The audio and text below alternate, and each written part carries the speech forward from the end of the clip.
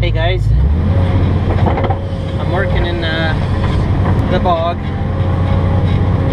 So now they want some sort of organic material. In this case it's all peat moss pretty much, and some of it's got grass and weeds and whatever shit growing out of it. And they want it against the slope as if it'll hold all this gravel in from washing out during a heavy rainstorm. It might help a little bit.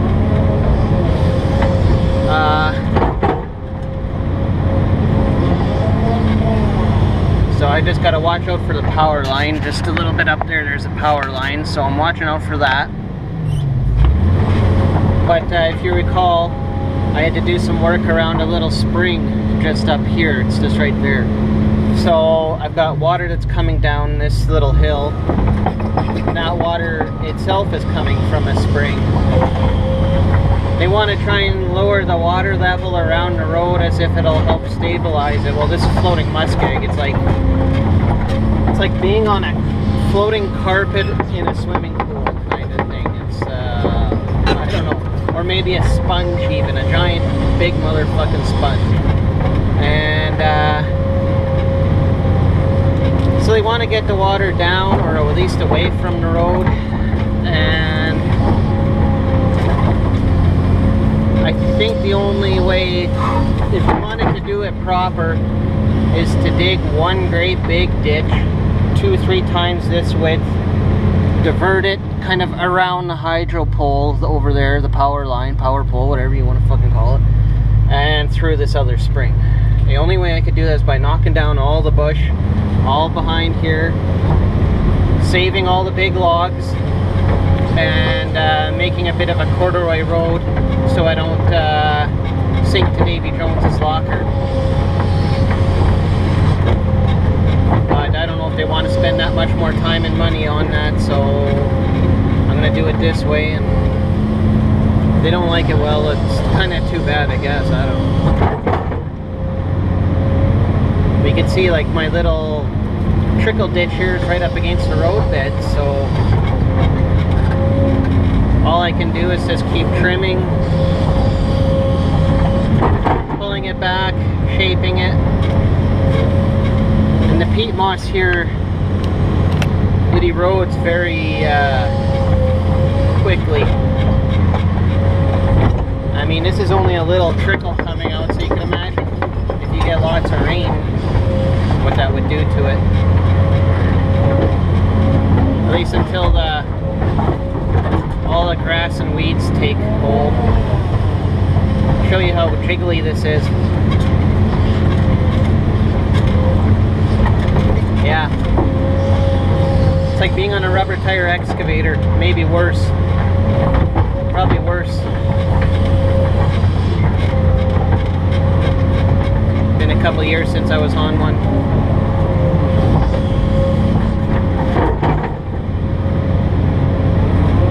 So I'll shape this. Fucking bounce so much I can't even pull a nice even grade. But try and get it so that the water runs a little further away from the road, even if it's only I don't know, 1 or 2 feet.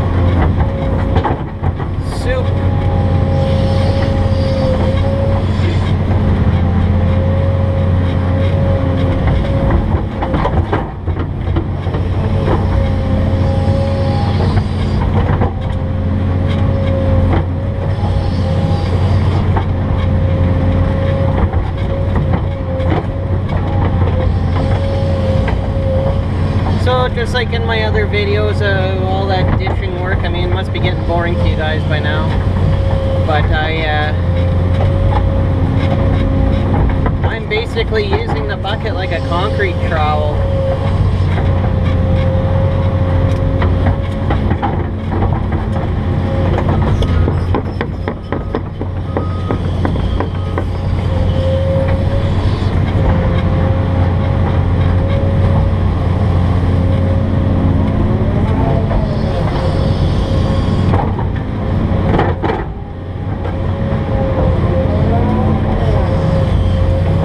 But I kind of like doing this.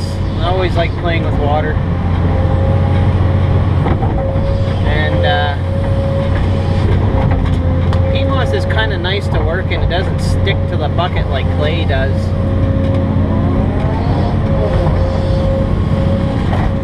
The only difficult thing is trying to stay on top of it.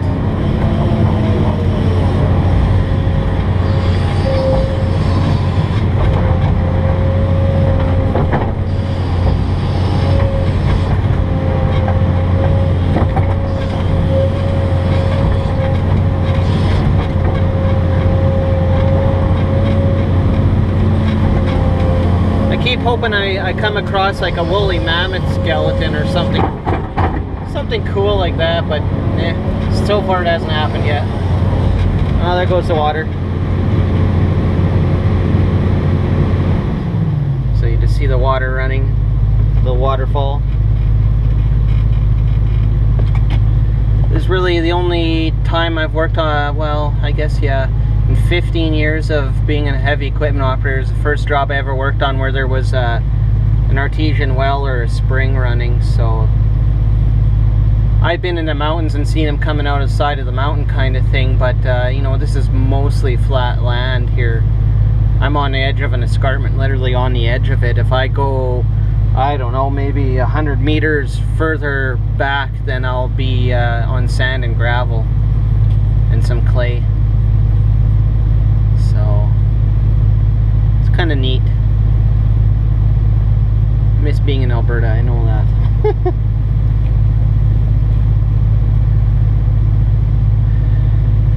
So let's let the water run for a bit here and see how it goes, to see how it flows, sort of thing.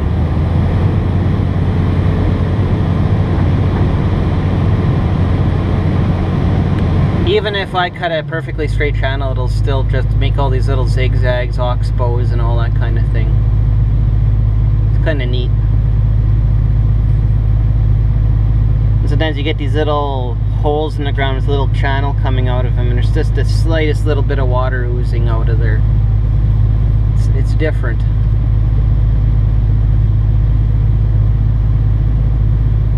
So, but yeah, I think the only way I could really do anything to help this road, and it wouldn't even do very much in my opinion. Really, I think they got to put more geotextile down, or there's a material they call geogrid. It's sort of like those plastic straps that they use with parcels and packing and stuff like that, and they're all assembled into a grid with kind of a filter cloth. And if they put that stuff down and then padded up gravel on top, and that would help the road a lot, as well as another sheet of conventional geotextile. See, this road is supposed to be able to support semi-truck traffic, because this is supposed to be running from sometime this fall, within the next couple weeks, till sometime in the spring, provided these little bridges over East Pine Creek and West Pine Creek get done this winter. So let's see what happens. Highways Department doesn't have a great reputation, or Manitoba Infrastructure and Transportation doesn't have a great reputation for completing stuff on time and or doing it properly. So we'll see what happens. All I know is when springtime comes, and if they still got to use this for truck traffic, there'll be hell to pay.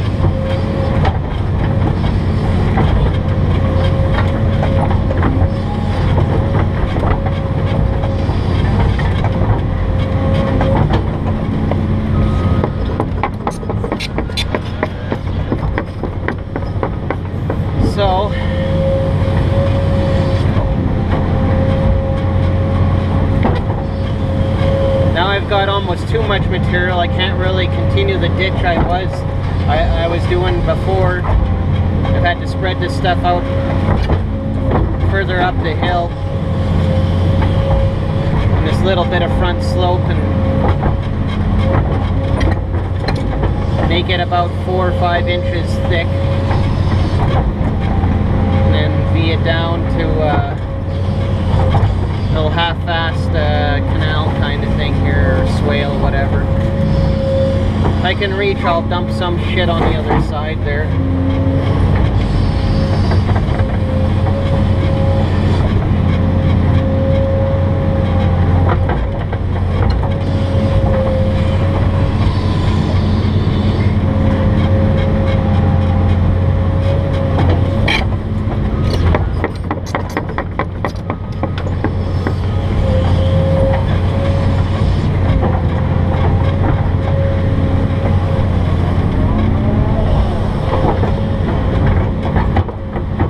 If you're wondering how come we just don't dig all the peat moss out and build the road back up, well, as far as we know, that there's at least 30 feet of peat moss here, at least. So there could be like up to 50 or 60 feet for all we know.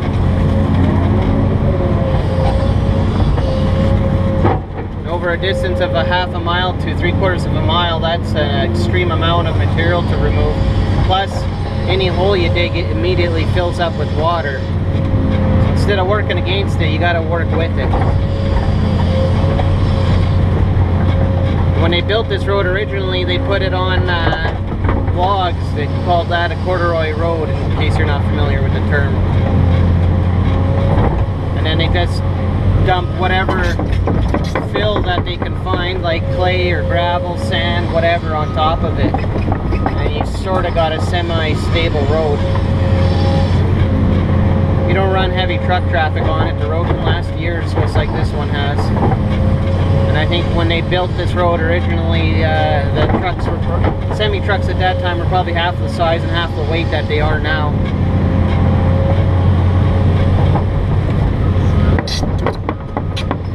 You certainly didn't have hydraulic excavators at that time. It's probably done in the 30s or 40s, I'd imagine. Maybe 50s. So we're talking all cable machines and clutches and hand labor. Especially when it comes to cutting down the trees, that's all done with hand labor at that time. I don't even know what they had for chainsaws back then, if they had chainsaws. Might have been all manual saws and, or fuck, what do you call them? Cross-cut saws and axes.